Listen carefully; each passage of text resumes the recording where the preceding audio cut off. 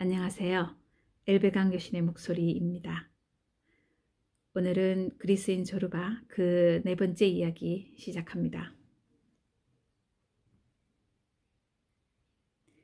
사랑하는 친구여, 나는 지금 몇 달을 머물면서 한 가지 노름, 내가 자본가가 되어 버려보는 노름일세를 하기로 하고 약속한 크레타의 외로운 해변에서 이 편지를 쓰네. 노름에 이기면 나는 노름이 아니었다고 할 걸세. 나로서는 용단을 내렸던 셈이고 내 삶의 양식도 바꾸어 버렸네. 떠나면서 날들어 책벌레라고 했던 말 기억할 걸세. 그 말이 적잖게 마음에 걸렸던 나는 한동안 아니면 영원히 종이에다 끄적거리는 버릇을 집어치우고 나 자신을 행동하는 삶 속에다 던져버릴 결심을 했다네. 나는 갈탄이 매장된 산 하나를 빌렸네. 나는 여기에서 인부를 고용하고 직접 곡괭이, 삽, 아스텔린 램프, 소쿠리, 손수레를 쓰고 다루네. 내 손으로 갱도를 열고 들어가기도 하지. 자네 말을 무섭게 하려고 이러는 것이야. 갱도를 타고 땅속에다 길을 내는 것으로 책벌레는 두더지가 된 셈이지. 자네는 나의 이 변신을 찬성해 주었으면 하네. 이곳에서의 내 기쁨은 적지 않아. 이를테면 맑은 공기, 태양, 바다, 밀로 만든 빵처럼 단순하면서도 영원한 것이지. 밤이면 기가 막힌 뱃사람 신바뜨가 내 앞에 터키 사람처럼 퍼질러 앉아 이야기를 한다네. 그가 이야기를 시작하면 세계는 자꾸 커지는 기분이지. 어쩌다 말로 표현할 수 없으면 펄쩍 뛰어 일어나 춤을 춘다네. 춤으로도 안 되면 산투리를 무릎에다 올려놓고 켜기도 하지. 이따금씩 이 사람은 야만스러운 노래도 부르는데 듣고 있노라면 우리 삶이 아무 색깔이 없고 비참하고 덧없이 느껴져 숨이 턱 막히는 것 같아진다네. 그러다 애조띤 노래를 부르려 치면 인생이란 손가락 사이를 빠져나가는 모래처럼 구원의 여지가 없을 것 같다는 기분도 든다네. 내 심장은 배 짜는 사람의 북처럼 가슴속에서 오락가락하는 기분이야. 이 북은 내가 크레타에서 보내는 몇 달간을 천으로 짜고 있는데 나는 하느님이 보아사 행복하다네. 공자 가로되 많은 사람은 자기보다 높은 곳에서 혹은 낮은 곳에서 복을 구한다. 그러나 복은 사람과 같은 높이에 있다. 던가 지당한 말씀. 따라서 모든 사람에겐 그 키에 알맞은 행복이 있다는 것이렸다. 내 사랑하는 제자여, 스승이여, 근간의 내 행복도 그렇다네. 나는 내 키 높이를 열심히 재고 있다네. 자네도 알겠지만 사람의 키 높이란 늘 같은 게 아니라서 말일세. 인간의 영혼이란 기후, 침묵, 고독, 함께 있는 사람에 따라 눈부시게 달라질 수 있는 것이네. 나같이 고독한 상태에서 보면 사람이란 개미처럼 보이는 게 아니고 그 반대로 엄청난 괴물, 생명을 생성시키던 탄산가스와 썩어가는 식물로 포화 상태가 된 대기를 호흡하던 공룡이나 익룡 같은 것으로 보이는 법이라네. 이해할래야 이해할 수 없는 부조리한 떠돌이 노동자의 합숙소지. 자네가 즐겨 입에 올리던 국가와 인간 같은 개념. 나를 매혹시키던 초국가, 인간성 같은 개념은 이곳의 파괴적인 강력한 입김 속에서도 같은 가치를 갖는다네. 우리는 의식의 표면으로 떠오른 것 같아 이따금씩 몇 마디 음절로 소리를 지르지만 때로는 음절이 되지도 못하거나 아, 그래 같은 불확실한 소리로 끝나버리기가 일수라네. 그리고는 그들의 입김에 부서져 버리는 거지. 이렇게 해체되어 버리고 보면 아무리 고귀한 사상이라도 결을 잔뜩 채운 꾹두각시 인형에 지나지 않아서 겨 속에 강철 용수철이 드러나 버리곤 한다네. 자네는 나를 잘 아니까 이해하리라 민대만 이같이 잔인한 생각이 들은 나를 도망치게 만들기는커녕 내 내부의 불길을 지속시키는 필요 불가결한 땔감이 되어주는 것이라네. 나의 스승이신 부처가 나는 깨달았다고 했기 때문이지. 나도 깨달았고 눈 깜빡할 사이에 보이지 않는 유쾌하고 변덕스런 조물주를 사귄 나머지 나는 지금부터 이 세상이 끝날 때까지 내가 맡은 역에 충실할 수 있을 것이야. 즉 용기를 잃지 않고 분명하게 해내겠다는 것이지. 깨달음으로 나는 신을 연기하는 무대의 공연자가 된 것이네. 그래서 나는 우주의 무대를 내려다보다 저 코카서스란 전설적인 요새에서 자네가 자네 역을 연기하는 것도 볼 수 있다네. 나는 위기에 처한 수천의 우리 민족을 구하려고 싸우는 자네를 볼 수 있네. 기아, 추위, 질병과 죽음이란 암흑과 싸우는 의사 프로메테우스라면 고통은 피할 수가 없을 것이네. 허나 자네는 자랑스럽게도 암흑의 세력이 파괴적이고 막강하고 눈에 보이지 않는다는 사실을 기쁘게 생각할 것이네. 그래야 희망을 포기하고 살기로 한 자네의 생은 더욱 영웅적인 삶이 될 테고 자네의 영혼은 비극적인 위대성을 얻을 테니까 말일세. 자네는 자네가 지향하는 삶을 행복한 것이라고 생각하고 있을 거네. 그리고 그렇게 생각하기 때문에 자네는 행복할 것이네. 자네 역시 자네 키에 맞는 행복을 선택했고 자네의 키는 하느님을 찬양하신저 내 키보다 훨씬 크다네. 위대한 스승이라면 자기를 능가하는 제자를 만나는 것보다 더 즐거운 일은 없다네. 나는 어떤가? 나는 이따금씩 내 길을 잃고 잊어버린다는 사실, 내 신념은 불신의 모자이크라는 사실에 혐오감을 느낀다네. 이따금씩은 흥정이라도 해야 할 기분이네. 한순간을 사람답게 사는 것으로 내 나머지 전 인생을 던져버리는 것이지.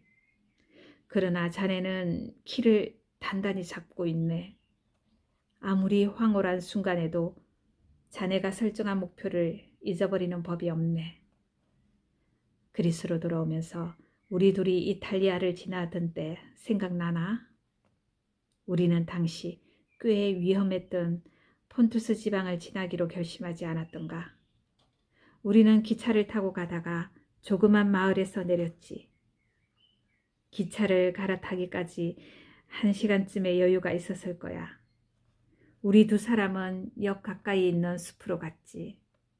아마 한렵수와 바나나, 짙은 금속 색깔의 대나무가 자라고 벌들이 꽃이 만발한 가지 위를 날아다녔으며 가지는 벌이 꿀을 빠는 광경을 지켜보며 떨고 있었지.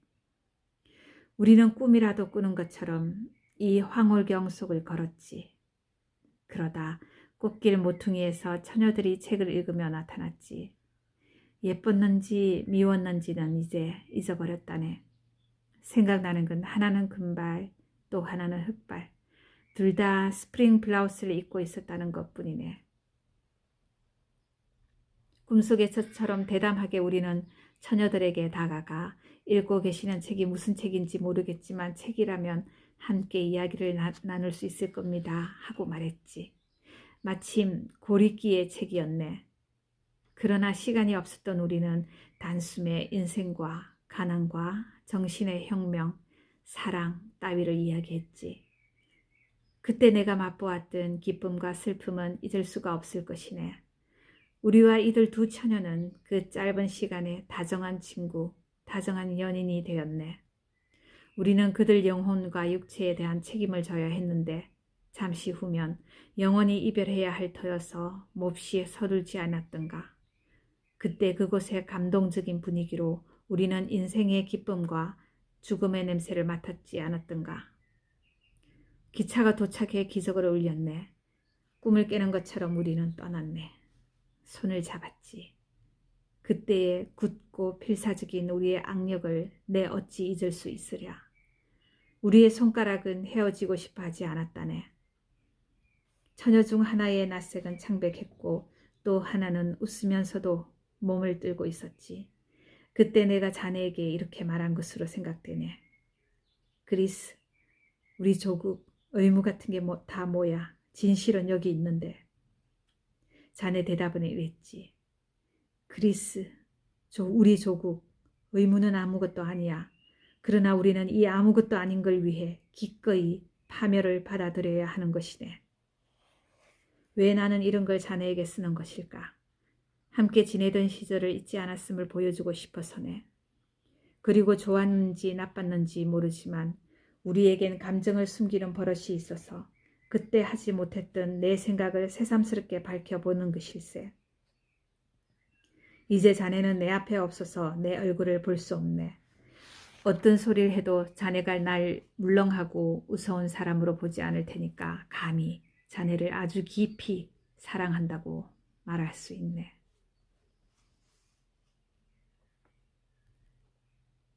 나는 편지를 끝맺었다. 친구와 이야기를 하고 나니 가슴이 후련했다. 나는 조르바를 불렀다. 조르바는 비를 맞지 않으려고 바위 밑에 쪼그리고 앉아 모형 케이블탑을 만들고 있었다. 같이 갑시다, 조르바. 내가 그를 불렀다. 일어나서 마을로 산보나 갑시다. 기분 좋으시 모양이군요, 두목. 하지만 비가 오고 있어요. 혼자 좀 가면 안 돼요? 이 좋은 기분을 잡치고 싶지 않아요. 함께 가면 잡칠 염려가 없지요. 자, 갑시다. 그가 웃었다. 나 같은 것도 필요할 때가 있다니 고맙지 뭡니까? 그럼 갑시다. 그가 일어났다. 조르바는 내가 준 뾰족 모자가 달린 크레타식 양털 코트를 입었다. 우리는 진창을 철벅거리며 마을로 갔다. 비는 계속 내렸다. 산봉우리가 비에 가려 보이지 않았다. 바람 한 점 없었다. 자갈길이 반짝거렸다. 갈탄 광산은 안개에 가려 있었다. 산은 슬픔으로 일그러진 여자의 얼굴 같았다. 슬픔을 이기지 못해 실신하여 비를 맞는 여자 같았다. 비가 오면 속이 안 좋단 말이야. 조르바가 말했다. 두목, 하지만 비를 원망하면 안 돼요. 이 불쌍한 것에도 영혼은 있으니까. 그는 울타리 곁을 지나다 갚힌 수선 한 송이를 꺾었다. 그는 한동안 이 꽃을 들여다보았다. 아무리 보아도 성에 차지 않는다는 듯이 수선화를 생전 처음으로 보는 사람처럼 물끄러미 들여다보았다. 그는 눈을 감고 냄새를 맡더니 한숨을 쉬었다. 그리고는 그 꽃을 내게 주었다. 두목님, 돌과 비와 같이 하는 말을 들을 수 있으면 얼마나 좋겠어요. 부르고 있는지도 우리를 부르고 있는지도 모르는데 우리가 듣지 못하는 것일 거예요. 두목, 언제면 우리 귀가 뚫릴까요? 언제면 우리가 팔을 벌리고 만물, 돌, 비, 꽃, 그리고 사람들을 안을 수 있을까요? 두목, 어떻게 생각해요? 당신이 읽은 책에는 뭐라고 쓰여져 있습니까? 악마나무로 가라고 합니다. 나는 조르바가 즐겨 쓰는 표현으로 대답했다. 그래요. 악마나무로 가라고 합디다. 당신 말 맞하나. 딴 건 없어요. 조르바가 내 팔을 잡았다. 두목, 내 생각을 말씀드리겠는데 부디 화는 내지 마시오. 당신 책을 한 무더기 쌓아놓고 불이나 놓아 버리시오. 그러고 나면 누가 압니까? 당신이 바보를 면할지. 당신은 괜찮은 사람이니까. 우리가 당신을 제대로 만들어 놓을 수 있을지도 모르겠군요. 나는 속으로 내 자신에게 소리쳤다. 조르바 말이 옳아. 옳고 말고. 하지만 나는 그럴 수가 없어. 조르바는 잠시 망설이며 생각하더니 이었고 입을 열었다. 모를 일이 하나 있습니다. 그게 뭔가요? 어디 말해보시오. 모르긴 하지만 이런 게 아닐까 생각은 해봅니다. 그럼 알 것 같지요. 그러나 당신에게 말하려고 하면 그만 뒤죽박죽이 되고 맙니다. 뒷날 기분이 그럴듯할 때 춤으로 보여드리지요. 빗줄기가 굵어지기 시작했다. 우리는 마을로 들어서고 있었다. 조그만 양치기 처녀들이 풀을 뜯던 양을 마을로 몰고 있었다. 밭을 갈던 농사꾼들은 소의 멍에를 풀고 반쯤 남은 밭일을 포기했다. 아낙네들은 아이를 찾아 좁은 길을 누볐다. 소낙비가 내리자 마을엔 유쾌한 소동이 벌어진 것이었다. 여자들도 소리를 지르긴 했지만 눈만은 웃고 있었다. 남정네들의 뻣뻣한 콧수염과 곱슬곱슬한 턱수염 끝에는 빗방울이 맺혀 있었다. 땅과 돌과 풀에 쓰는 싸한 냄새가 났다. 우리는 물에 빠진 생쥐꼴이 되어 카페 겸 정육점, 모데스티로 뛰어들어갔다. 안은 붐볐다. 몇몇 사내는 카드로 블로트 놀이를 하고 있었고 또 몇몇은 산 이쪽에서 저쪽을 향해 고함이라도 지르는 듯이 목청을 돋구어 입씨름을 벌이고 있었다. 가장자리의 원탁에는 마을 장로들이 둘러앉아 노인들 특유의 독단적인 논리를 전개해 나가고 있었다. 소매 넓은 와이셔츠를 입은 아나그노스티 영감도 있었고 물담배를 피우며 바닥만 내려다보고 있는 마브란도니의 근엄하고 조용한 모습도 눈에 띄었다. 큰 키에 몸매가 가하는 중년의 교장 선생은 굵은 단장에 기대 서서 칸디아에서 막 들어온 털보 거인의 이야기를 대견스럽다는 듯이 듣고 있었다. 털보 거인은 대도시의 풍물을 열심히 전하고 있었다. 카운터 뒤에 선 카페 주인은 한쪽 눈으로 스토브 위에 커피포트를 감시하면서도 이야기를 들으며 웃고 있었다. 우리를 보자 아나그노스티 영감이 일어섰다. 들어와서 함께 어울립시다, 친구들. 그가 소리쳤다. 스파키아노 니콜라디아 칸디아에서 보고 들은 걸 이야기하는 참이지요. 아주 재미있습니다. 이리 오시오. 그리고는 카페 주인을 돌아보며 소리쳤다. 마놀라키, 여기 라키 술 2잔 더 주게. 우리는 앉았다. 낯선 사람을 본 시골 양치기는 제 껍질 속으로 기어들어가 입을 다물어 버렸다. 이것 보게 니콜리 추장, 자네도 극장 구경은 안 했던가? 교장 선생이 그에게 말을 시키려 했다. 극장은 어떻게 생각하나? 스파키 아노니콜리가 그 큰 손을 내밀어 술잔을 잡고는 한 입에 틀어넣어 호기에다 불을 질렀다. 극장에는 안 갔냐고요? 그가 외쳤다. 물론 갔지요. 어디를 가나 코토폴리가 이렇다는 둥 저렇다는 둥 말이 많습니다. 그래서 어느 날 밤에 나는 성호를 긋고 이렇게 다짐했지요. 오냐, 나라고 가서 구경하지 못하라는 법이 어디 있나. 어떻게 생긴 년인데 이렇게들 말이 많은지 어디 보자. 젊은이, 그래 보니까 어떻든가. 아나그노스티 영감이 불었다. 어떻든가 빨리 좀 이야기해봐. 궁금하네. 하죠. 내 영혼을 걸고 맹세하거니와 별것 아님디다. 사람들이 말하는 걸로 봐서 오늘 대단한 걸 구경하겠구나 하고 생각하였지요. 하지만 괜히 돈만 버리는 겁니다. 극장은 커다란 술집 같은 곳으로 흡사 타작 마당처럼 마당이 둥그렇게 생겼는데 의자가 잔뜩 있고 불빛이 휘황찬란한 데다 사람들로 북적거렸지요. 나는 내가 어디 있는지 모를 지경이었고 불빛에 눈이 부셔 앞을 볼 수가 없었습니다요. 나는 속으로 이렇게 말했지요. 악마들이다. 조금 있으면 내게 마법을 걸겠지. 나가야겠다. 하지만 바로 그때 할미새같이 까불락거리는 계집 하나가 내 손을 잡고 끌더군요. 이것 봐, 어디로 데려가는 거야? 소리를 질렀죠. 계집은 무작정 끌고 가더니 날 보고 앉으라는 거예요. 그래서 앉았어요. 생각해 보세요. 앞이고 옆이고 사람이 천장까지 메울 정도로 꽉 차 있는 광경을. 속으로 이렇게 생각했어요. 숨이 막히는데 이러다 쓰러지겠어. 공기가 하나도 없잖아. 나는 옆에 있는 사람에게 물었지요. 여보세요, 페로마돈나가 어디로 나옵니까요? 저기서 나오지. 그 사람이 커튼을 가리키며 대답하더군요. 그 사람 말이 옳았습니다. 종이 울리고 커튼이 열리면서 코토폴리가 무대 위로 나섭디다. 사람들이 코토폴리를 병아리라고 부르는 이유는 묻지 마시오. 있을 건 다 있고 생긴 건 다 생긴 여자였으니까요. 코토폴리는 한 바퀴 돌더니 꼬랑지를 아래 위로 흔들었어요. 그것뿐인데도 사람들은 박수를 쳐대고 여자는 쏙 들어가 버리는 거예요. 마을 사람들은 웃음을 터뜨렸다. 스파키 아노니 콜리는 조롱이라도 당한 듯이 머쓱해져서 문 쪽으로 돌아앉았다. 저 빗줄기 좀 보시오. 화제를 바꾸려는 듯이 그가 소리쳤다. 모든 사람의 시선이 밖을 향했다. 바로 그 순간 여자 하나가 숱 많은 머리를 어깨까지 늘어뜨리고 검은 치마를 무릎까지 걷어올린 채 빗속으로 달려갔다. 탄탄하고 둥그스런 몸매가 비에 젖어 달라붙은 옷 위로 드러났다. 나는 놀라고 말았다. 저건 육식동물의 모습이 아닌가 나는 생각했다. 여자는 내게 남자를 잡는 나긋나긋하고 위험한 동물로 보였다.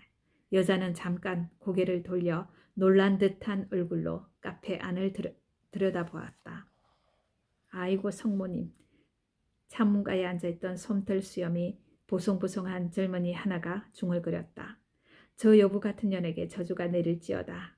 마을의 임시 순경인 마놀라카스가 버럭 소리를 질렀다. 저주가 내려야 하고 말고 사내 가슴에 불을 질러 그 불길에 타 죽게 하니까. 창문가에 앉은 젊은이가 콧노래를 부르기 시작했다. 처음엔 머뭇금 나직이 불렀으나 점차 소리가 커졌다. 과부 베개에서는 모가 냄새가 난대요. 그 냄새를 맡고 난 뒤부터 나도 잠 못 이룬대요. 닥쳐라. 물 담뱃대를 휘두르며 마브란도니가 호령했다. 젊은이는 머쓱해졌어 입을 다물었다. 나이 든 사람 하나가 임시 순경 마놀라카스 쪽으로 허리를 구부렸다. 자네 아지 속에 불이 붙었구먼. 그가 속삭였다. 저 손에 걸리면 갈게 찢기고 말지. 하느님 저 불쌍한 년에게 자비를 베푸소서. 이것 봐요 안 들어올리오. 마놀라카스가 응수했다. 당신도 저 과부 꼬무니를 따라다닌 걸로 아는데 당신도 아슬아슬해 창피하지도 않소?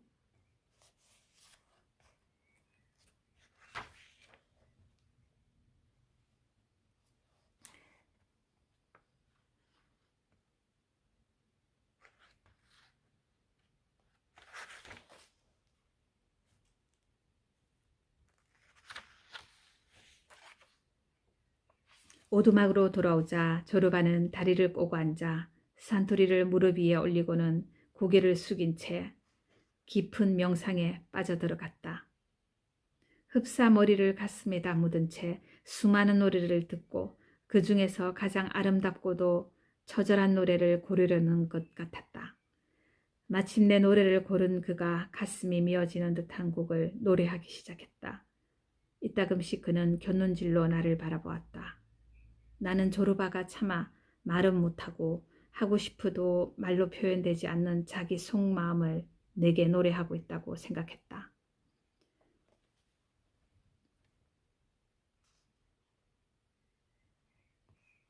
날들어 과부와 나는 순간을 태양 아래 살다 영원히 사라져 갈 벌레 같은 존재라고 하는 것 같았다. 더도 덜도 아니야. 더도 덜도 이렇게 노래하는 것 같았다. 조르바가 벌떡 일어났다. 문득 자신이 헛수고를 하고 있음을 깨달은 것이었다. 그는 벽에 등을 대고 앉아 담배를 붙여 물었다. 얼마 후에야 입을 열고 말했다. 두목에게 후자가 살로니카에서 내게 일러준 비밀 하나를 가르쳐드리지요. 해봐야 소용없을지 모르지만 어쨌든 두목에게 들려줘야겠습니다. 내가 마케도니아에서 행상을 하고 다닐 때의 일이지요. 나는 실타래, 바늘, 성자의 생활, 안식향, 고추 따위를 팔러 마을을 돌아다녔지요. 목소리 한번 근사했어요. 진짜 꾀꼬리였으니까. 여자라는 건 목소리에 쪽을 쓰지 못한다는 것도 알아야 합니다. 하기야 여자가 사족을 제대로 쓰는 데가 없지. 순 화나는들. 여자 속은 하느님 아니면 아무도 모를 거예요. 죄악같이 추하고 절름발이에다 곱사등이라도 목소리 하나만 근사하면 노래로 여자를 돌아부리게 할 수도 있어요. 나는 살로니카에서 행상 다니면서 더 긴 거주 지역으로도 들어갔어요. 그런데 내 목소리가 돈 많고 매력 있는 회교도 여자를 흘려놓은 모양이에요. 파샤의 딸년인데 그 때문에 잠을 이루지 못했다나. 이 여자는 늙은 호자를 하나 불러 손에다 금돈을 넉넉히 주고 이렇게 졸랐더랍니다.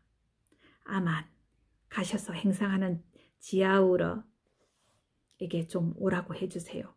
아만 그 사람 좀 만나야 해요. 더 이상 참을 수가 없어요.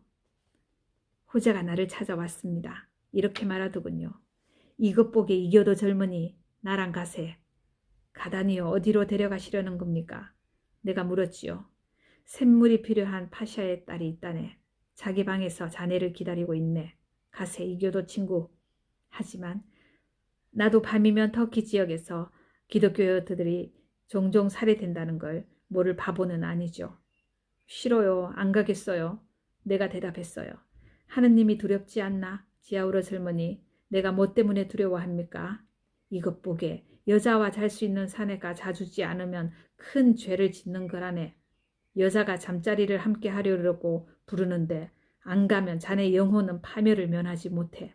여자는 하느님 앞에서 심판을 받을 때도 한숨을 쉴 거고 자기가 아무리 잘한 일이 많아도 그 한숨 하나면 자네는 지옥행이라네. 조르반은 한숨을 쉬었다. 지옥이 있다면 그가 말을 이었다. 나는 아마 지옥에 갈 겁니다. 이유는 그것뿐이지요. 내가 도둑질을 했거나 사람을 죽였거나 간통을 해서가 아닙니다. 이런 건 아무것도 아니지요. 어느 날 살로니카에서 여자와 같이 자겠다고 기다리는데 안 갔다는 죄목으로 나는 지옥에 떨어질 겁니다. 그는 일어나서 화덕에 불을 지피고 음식을 장만했다. 이따금씩 눈꼬리로 나를 흘기며 별 우스꽝스러운 놈 다 본다는 듯이 웃었다. 당신은 영원히 귀머거리의 집 대문만 두드리는군. 그가 중얼거렸다. 그리고는 허리를 구부리고 화를 내며 젖은 나무에 부채질을 했다. 해가 점점 짧아지면서 빗줄기는 점점 빨리 사라졌다. 그래서 오후가 저물어 가면 마음이 무거워지곤 했다. 원시적인 공포가 우리를 사로잡았다. 우리 조상들이 겨울을 맞아 날마다 짧아져 가는 해를 보았을 때 느낀 그런 공포였다. 내일은 아주 없어져 버릴지도 몰라. 그들은 절망적으로 이렇게 부르짖으며 그날 하룻밤을 고원에서 두려워 떨며 세웠을지도 모르는 일이다.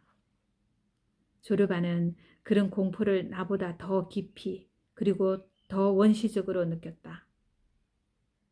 이 공포에서 헤어나기 위해 그는 밤이 되어 별이 빛날 때까지 탄광의 갱도에서 나오지 않았다. 조르바는 좋은 탄층을 찾았다.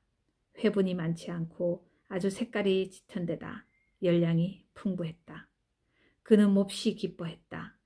그의 마음속에서는 우리가 수지를 맞춘다는 사실이 어느새 모습을 바꾸어 곧 여행이 되고 여자가 되고 새로운 모험으로 변했다. 그는 안달을 내며 한몫 단단히 잡고 날개, 그는 돈을 날개라고 불렀다. 그러니까 넉넉하게 커져 날아갈 날을 기대했다. 그래서 그는 매일 아무 짓도 않고 모형 고가 케이블 실험에 열중했다. 그는 늘 목재의 하강 속도를 완화시켜줄 경사면을 찾았는데 이따금씩은 천사가 드러내리듯이 사뿐히 내리라고 말하곤 했다.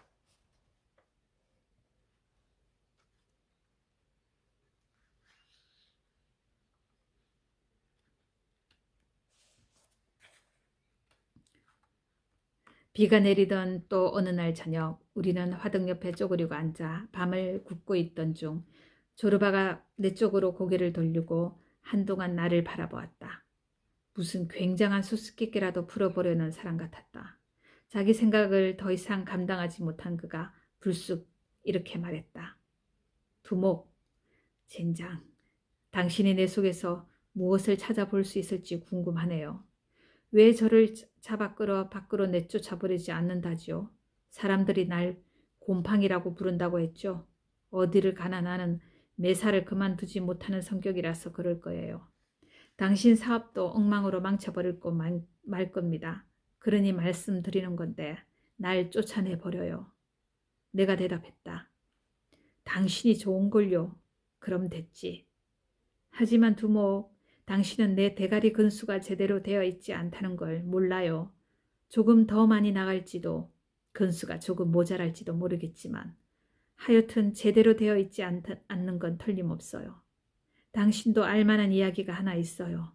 나는 그 과부 때문에 밤낮을 안절부절 못했습니다. 아니죠. 나 때문에 그러는 건 아닙니다. 맹세코 그건 아닙니다. 나는 악마나 물어가라고 했죠. 그대로입니다. 나는 절대로 그 과부에게 손을 대지 않습니다. 그것 하나만은 장담할 수 있어요. 나는 그 여자 몫이 아니니까요. 그러나 모든 사람이 그 여자를 모른 채 하고 사는 게 견딜 수가 없어요. 그 여자가 혼자 잔다는 게 참을 수가 없어요. 두목, 그래서는 안 돼요. 나는 그런 생각 때문에 참을 수가 없어진 겁니다. 그래서 나는 밤마다 그 집들을 방황합니다. 내가 슬쩍 사라졌다가 나타나고 두목은 어딜 갔다 왔느냐고 물었죠. 거길 갔다 온 겁니다. 이유를 모르죠. 혹 누가 그 여자와 자는지 확인하려고 가는 겁니다. 누가 이 불쌍한 과부를 끼고 자주어야 내 마음이 편할 텐데 그렇지를 못합니다. 나는 웃음을 터뜨리고 말았다. 웃지 말아요, 두목. 여자가 혼자 잔다면 그건 우리 남정네들의 잘못이에요. 우리는 최후의 심판날에 우리가 한 짓을 설명할 수 있어야 해요. 우리가 얼마 전에 서로 이야기했다시피 하나님은 모든 죄를 용서해 주십니다. 하나님은 이미 우리들 몫의 스펀지를 준비하고 계시지요. 그러나 그 죄만은 용서하지 않을 겁니다. 여자와 잘 수 있는데도 자지 않는 사내에게 화 있을지언정. 남자와 잘 수 있는데도 안 자는 여자에게 화 있을진저. 호자가 뭐라고 했는지 생각해봐요. 사람이 죽어 다시 생명을 얻을 수 있나요? 글쎄, 그럴 수는 없을 것 같군요, 조로바. 나도 그렇게는 생각하지 않아요. 그러나 그럴 수가 있다면 내가 말한 사람들, 즉 여자에 대한 봉사를 거절하고 도망간 놈은 이 땅에 뭘로 태어나는지 알아요? 노새가 되죠. 누가 압니까? 그는 자기 발견이 대견스러운지 소리를 질렀다. 오늘날 우리가 보는 노새는 모조리 전생에 봉사의 의무를 저버리고 도망친 남자와 여자들, 남자면서 남자가 아니고 여자면서 여자가 아닌 것들인지 이것들이 발길질하는 것도 그 때문인지도 모릅니다. 두목은 할 말 없어요? 조르바, 그게 바로 당신 머리에 근수가 모자라는 증거지요. 내가 웃으면서 응수했다. 산투리는 한 곡 좋다요. 딴소리 말아요, 두목. 하지만 오늘 밤엔 산투리가 안 될 겁니다. 나는 말을 엉터리 없는 소리를 좀 해야겠습니다. 내 마음이 근심의 짐을 한 점 잔뜩 지고 있거든요. 다음날 새벽에 조르바는 탄강으로 사라졌다. 인부들은 탐맥이 좋은 지층을 깎아내는데 상당한 진전을 보이고 있었다. 천장에서 물이 새어들어 인부들은 시커먼 진창을 철벅거리지 않으면 안 되었다. 그날 또 한 가지 일이 조르바의 가슴을 무겁게 했다. 막 새로 뚫은 갱도로 내려서려는데 마을의 사제인 스테파노스 신부가 노새를 타고 죽어가는 수녀의 종부를 드리러 이웃 수녀원으로 가고 있었다. 다행히 조르바에겐 신부가 말을 걸기 전에 땅에 3번 침을 뱉고 자기 자신을 꼬집을 시간이 있었다. 안녕하세요, 신부님. 조르바는 신부의 아침 인사를 심드렁하게 받아넘겼다. 그리고는 아주 작은 소리로 덧붙였다. 당신의 저주가 내게 내리소서. 그는 그러고는 액땜이 넉넉치 못하다고 생각하며 짜증스러운 마음으로 새 갱도를 따라 내려갔다. 안에 쓰는 갈탄과 아스틸린 냄새가 몹시 났다. 인부들이 천장을 떠받치고 받침대를 보강한 뒤였다. 조르바는 인부들에게 건성으로 아침 인사를 했다. 그리고는 소매를 걷어붙이고 일을 시작했다.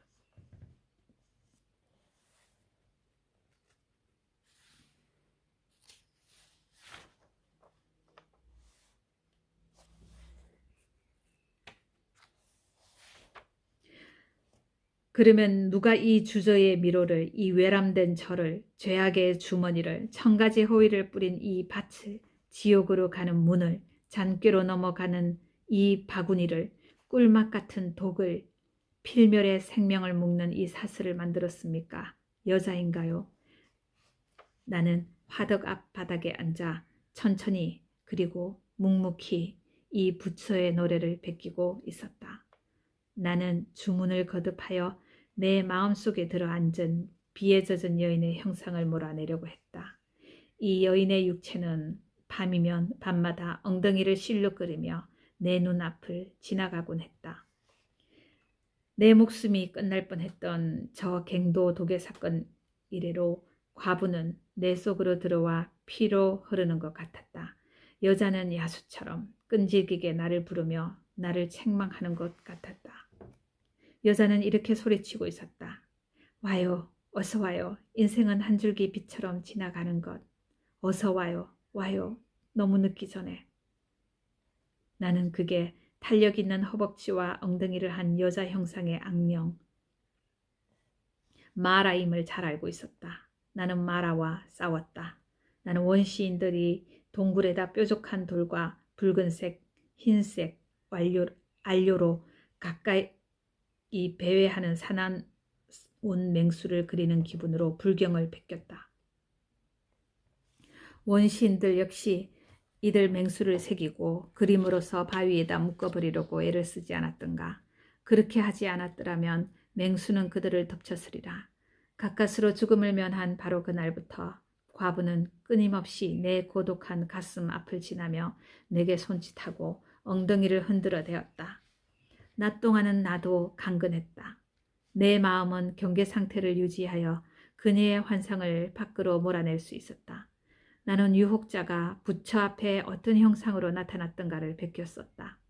어떻게 하여 여자의 형상을 취했으며 통통한 젖가슴으로 이 금육주의자의 무릎을 누른 경위, 부처가 위험을 느끼고 전력을 다해 악령을 물리친 경위를 베꼈었다. 한 문장 한 문장이 내게 위안을 주었다. 나는 힘을 얻었다. 악령이 언어라는 강력한 주문에 쫓겨 물려가는 것 같았다. 낮 동안은 전력으로 싸웠다. 그러나 밤이 되면 내 마음은 무기를 놓았고 문이 열리면서 과부가 들어왔다. 아침이면 나는 지친 패배자로 일어났다. 싸움은 다시 시작되었다. 종이에서 머리를 들었을 때는 저녁에 가까웠다. 빛은 물러가고 어둠이 벼랑간 내 위로 떨어져 왔다. 해가 짧아지면서 크리스마스가 가까웠다. 나는 외롭지 않다. 낮의 햇빛이 강한 힘으로 나와 더불어 싸우고 있다. 햇빛도 때로는 패배하고 때로는 승리한다. 햇빛은 절망하지 않는다. 나는 싸우고 햇빛과 함께하기를 희망한다고 생각했다. 이런 생각은 내게 용기를 주었고 과부와 싸우면서 나 역시 우주의 리듬을 따르고 있는 것 같았다. 나는 간악한 물질이 내 몸을 택하여 내부에서 타고 있는 불길을 천천히 끄고 있다고 생각했다. 나는 나 자신에게 물질을 정신으로 바꾸는 위대한 힘은 신만의 것. 모든 인간의 내부엔 신성의 회오리 바람이 있어서 빵과 물과 고기를 사상이나 행동으로 바꿔놓을 수 있는 것이라고 말했다. 먹는 걸로 뭘 하는지 가르쳐 줘봐요. 그럼 당신이 어떤 사람인지 가르쳐 줄 테니. 이렇게 말한 조르바가 울었다. 나는 육신을 부처로 만들려고 피눈물 나는 노력을 기울이고 있었던 것이었다. 무슨 생각하십니까, 두목?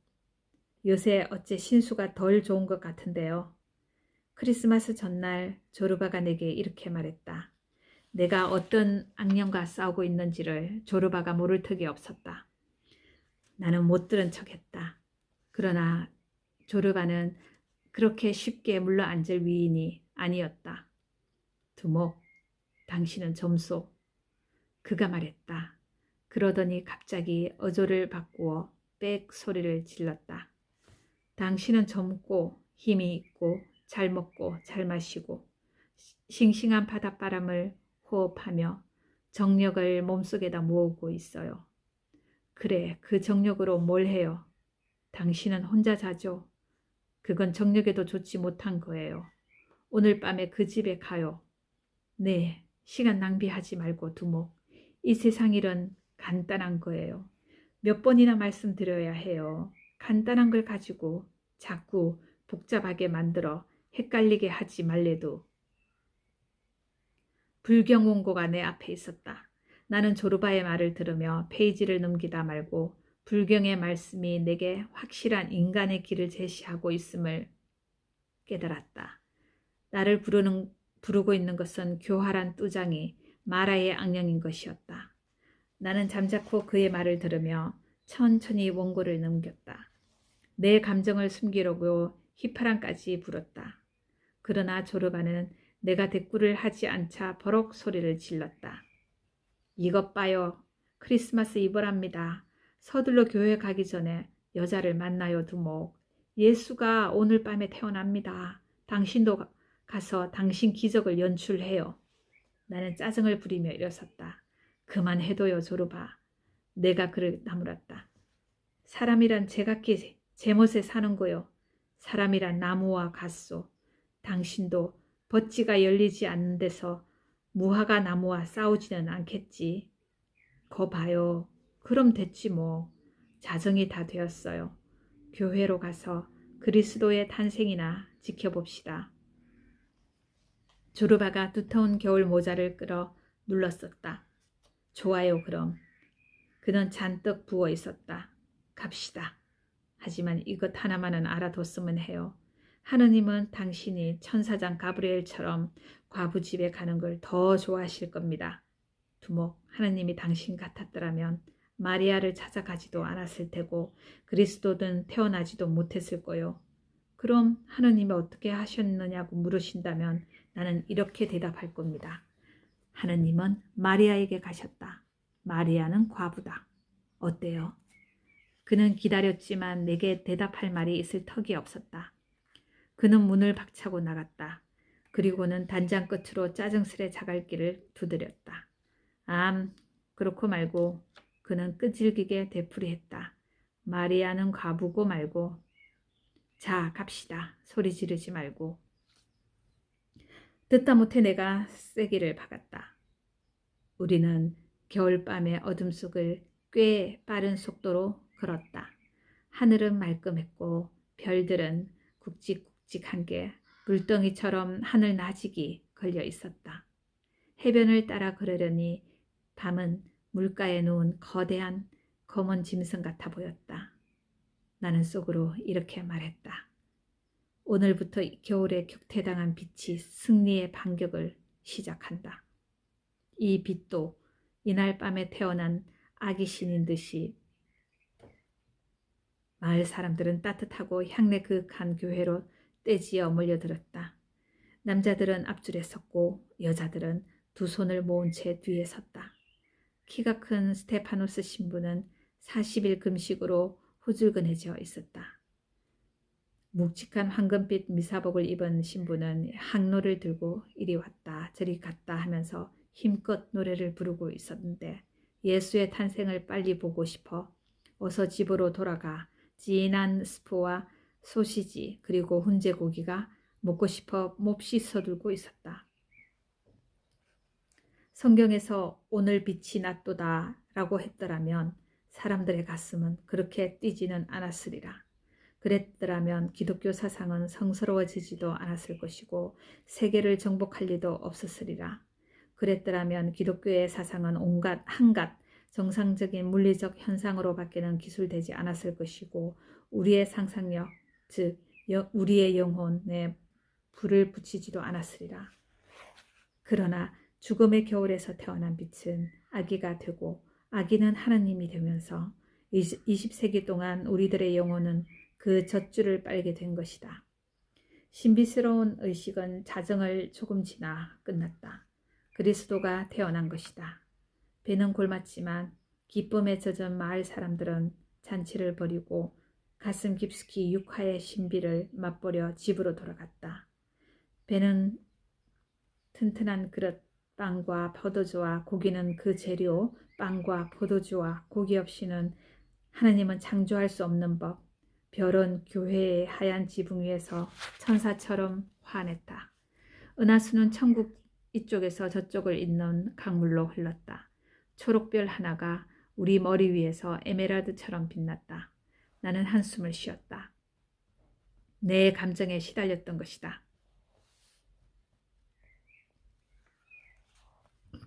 넙직한 유혹의 침대가 놓인 착한 부인의 방에 들어선 우리는 하얀 상보를 쇠운 식탁과 그 위에 가랑이를 쩍 벌리고 누운 김이 무럭무럭 나는 칠면조를 보았다.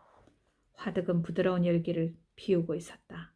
오르땅스 부인은 머리를 말고 소매가 엄청나게 넓고 가장자리 레이스가 다 부린 빛바랜 핑크 가운을 입고 있었다. 주름살이 보이는 목은 손가락 2개 정도 두께의 노란 리본이 죄고 있었다. 오렌지 꽃물을 아낌없이 뿌리고 나온 것이었다. 나는 생각에 잠겼다. 이 땅의 모든 것은 어쩌면 이다지도 훌륭하게 조화되는 것일까? 대지란 어쩌면 인간의 심장과 이렇게 잘 어울릴 수 있을까?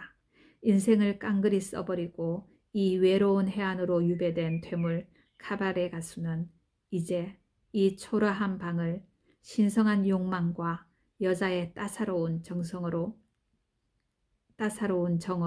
채우고 있지 않은가. 정성을 다하여 푸짐하게 보아놓은 상, 따뜻한 화덕, 화장하고 꾸민 몸, 오렌지 꽃물 향기, 이같이 사소한 육신의 즐거움이 어쩌면 이다지도 빨리 그리고 간단하게 엄청난 정신의 즐거움으로 변하는 것일까. 내 심장은 벼랑간 가슴 속에서 쿵쾅거리기 시작했다. 그날 그 엄숙한 밤에 나는 비로소 나 혼자 해변에 남아있는 게 아님을 깨달았다. 여성적인 헌신과 정과 끈기를 갖춘 여자가 내게로 달려오고 있었다. 오라땅스 부인은 내 어머니, 내 누이, 그리고 내 아내였다.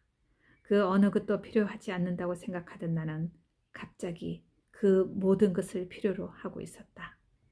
조르바의 기분도 나와 흡사했으니까 그랬겠지만 그는 방을 들어서기가 무섭게 잔뜩 차려입은 퇴물 카바레 가수에게 달려가 덥석 끌어안았다.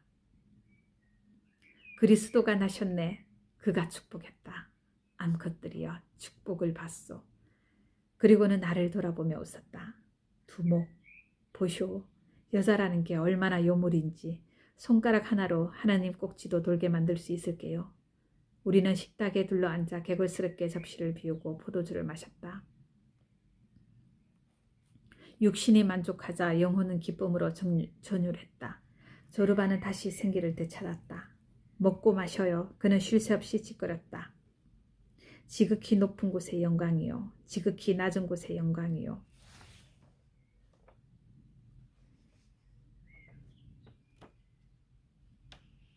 진정한 행복이란 이런 것. 야망이 없으면서도 세상의 야망은 다 품은 듯이 말처럼 일하는 것. 사람들에게서 멀리 떠나 필요로 하지 않되 사랑하며 사는 것. 크리스마스 잔치에 들러 진탕 먹고 마신 다음 잠든 사람들에게서 홀로 떨어져 별을 이고 묻힐 왼쪽 바다를 오른쪽에 끼고 해변을 걷는 것. 그러다 갑자기 인생은 마지막 기적을 이루어 동화가 되어 버렸음을 깨닫는 것.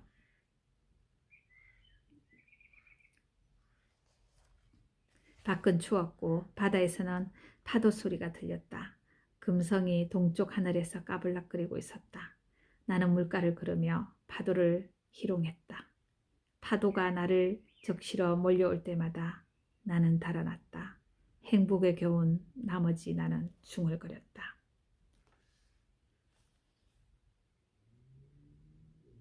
며칠이 지나갔다. 나는 세월과 용감하게 맞서 소리를 지르며 바보같이 흥청거렸으나 가슴 깊은 곳의 슬픔은 어쩔 수 없었다. 이 한 주일의 축제 기간 동안 추억이 밀려들어 내 가슴을 잊었던 노래와 사랑하던 지난 일로 가득 채웠다. 나는 인간의 가슴은 피로 가득한 도랑이라는 옛말이 그러지 않음을 통감했다. 세상을 떠나버린 내 사랑하던 사람들은 이 도랑에 몸을 던져 피를 마시고 소생한다. 더 깊이 사랑하던 사람일수록 더 많은 그대 가슴에 피를 마시고. 섣달 그물이었다. 마을 아이들의 악대가 크다란 종이배를 들고 우리 오두막으로 와 가늘게 떨리는 유쾌한 소리로 칼난다를 부르기 시작했다. 바실 대사교는 여기 이 남빛 바닷가 크레타 해안에 우뚝 서 있었다. 지팡이에 몸을 기대자 지팡이에서는 금방 입이 돋고 꽃이 피었다. 새해의 노래는 계속되었다. 옷을 입고 바닷가로 나가보았다. 걸음을 빨리 했다. 위험이나 죄악을 피해 온 것처럼 마음이 가벼웠다. 오기도 전에 미래를 엿보려 했던 아침에 지각 없는 내 짓거리가 독신이라도 했던 것 같았다. 나는 나무 등글에 붙어있는 나비의 번데기를 발견했던 어느 아침을 떠올렸다. 나비는 번데기에다 구멍을 뚫고 나올 준비를 서두르고 있었다. 나는 잠시 기다렸지만 오래 걸릴 것 같아 견딜 수 없었다. 나는 허리를 구부리고 입김으로 덮여주었다. 열심히 덮여준 덕분에 기적은 생명보다 빠른 속도로 내 눈앞에서 일어나기 시작했다. 집이 열리면서 나비가 천천히 기어나오기 시작했다. 날개가 뒤로 접힌 채 구겨진 나비를 본 순간의 공포는 영원히 잊을 수 없으리라. 가엾은 나비는 그 날개를 펴려고 파르르 몸을 떨었다. 나는 내 입김으로 나비를 도우려고 했으나 헛사였다. 번데기에서 나와 날개를 펴는 것은 태양 아래서 천천히 진행되어야 했다. 그러나 너무 늦었다. 내 입김은 때가 되기도 전에 나비를 날개가 쭈그린 채 집을 나서게 한 것이었다. 나비는 필사적으로 몸을 떨었으나 몇 초 뒤 내 손바닥 위에서 죽어갔다. 나는 나비의 가녀린 시체만큼 내 양심을 무겁게 짓누른 것은 없었다고 생각한다. 오늘날에야 나는 자연의 법칙을 거스르는 행위가 얼마나 무서운 죄악인가를 깨닫는다. 서두르지 말고 안달을 부리지도 말고 이 영원한 리듬에 충실하게 따라야 하는 것이다. 나는 바위 위에 앉아 새해 아침의 생각에 빠져들어갔다. 아, 저 불쌍한 나비라도 늘 내 앞에서 몸을 뒤척이며 갈 길을 일러준다면.